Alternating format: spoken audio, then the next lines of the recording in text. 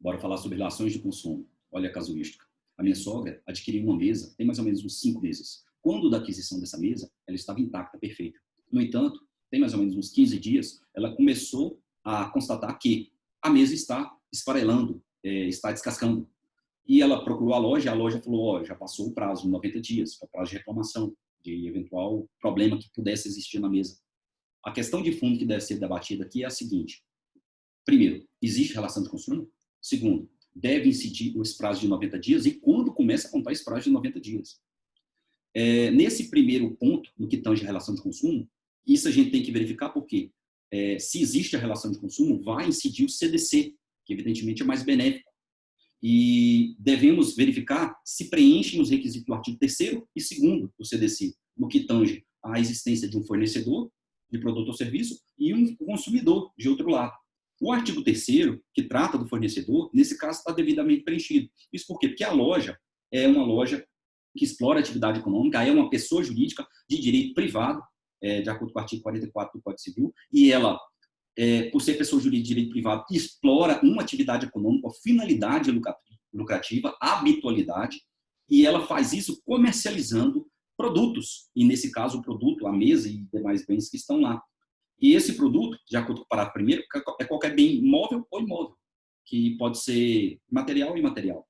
Então, nesse caso, quanto ao fornecedor, temos por preenchido o primeiro requisito da relação de consumo. E agora o consumidor? No que tange ao consumidor, a minha sogra, nesse caso, ela é consumidora stricto sensu, ou standard, de acordo com o artigo 2º. Mas o que é esse consumidor stricto sensu? É o consumidor que adquire o produto ou serviço ali como destinatário final. Veja bem, ela, numa teoria que adotamos, que é a teoria finalista ou subjetiva, ela retira o produto da cadeia de exploração da atividade econômica e ela adquire esse produto com a finalidade de utilizar esse bem na sua residência. Ela não está, de alguma forma, comprando essa mesa para desenvolver uma atividade econômica ou explorar economicamente a utilização desse produto. Ela está adquirindo esse produto, que é a mesa, com a finalidade de utilizar ela na sua casa. Então, ela é consumidora. Então, se preenchemos os requisitos de fornecedor e consumidor, temos caracterizada uma relação de consumo e vamos passar a incidir as regras do Código de Defesa do Consumidor. Vamos analisar agora o seguinte: esse prazo de 90 dias, que é o prazo decadencial previsto no artigo 26,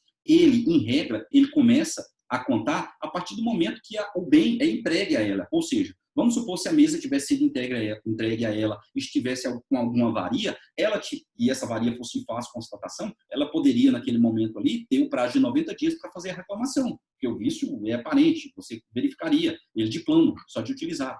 Não é o caso. Nesse caso aqui, o vício é oculto, mas o vício ele é uma inadequação na qualidade do produto que não é possível você verificar ele quando da aquisição e do recebimento desse bem.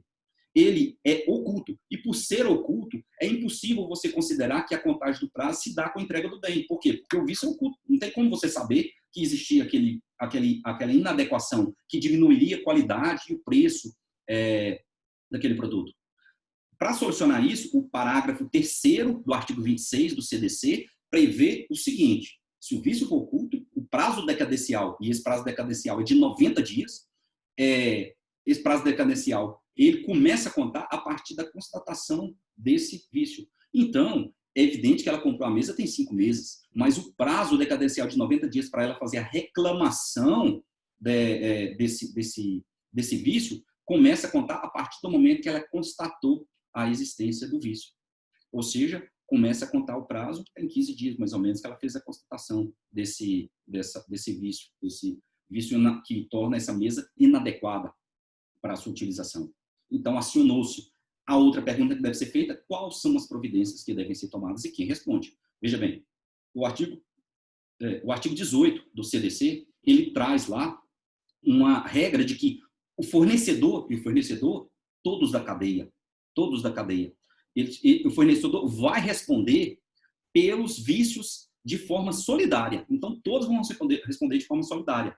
Mas quais são as providências que devem ser tomadas? As providências são as seguintes: quando você faz e aciona, no caso ela vai acionar a loja lá a respeito desse vício oculto, eles vão poder fazer o seguinte: vai poder substituir o produto por outro da mesma espécie, eles vão poder fazer um abatimento do preço, ou então vão poder até restituir a quantia que ela pagou e pegar a mesa de volta novamente, né? O que não pode ser feito é externalizar as negatividades em razão dessa relação de consumo, internalizando os lucros. Ela não pode, o fornecedor, no caso, a loja, ela não pode querer externalizar as negatividades em razão dessa conduta, internalizando o lucro e externalizando as perdas, que são os prejuízos, né? Isso por quê? Porque o CDC prevê de forma expressa a solução jurídica para essa celeuma. Então, esse é o tema de hoje, eu achei bem interessante. Espero aí que tenha explicado de uma forma que me faça compreensível, que eu tenho sido compreensivo.